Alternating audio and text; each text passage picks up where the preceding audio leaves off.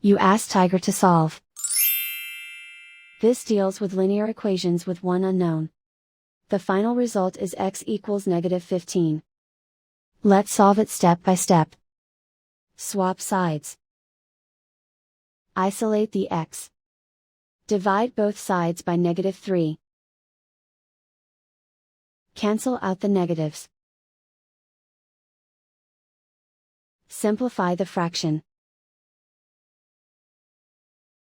Move the negative sign from the denominator to the numerator.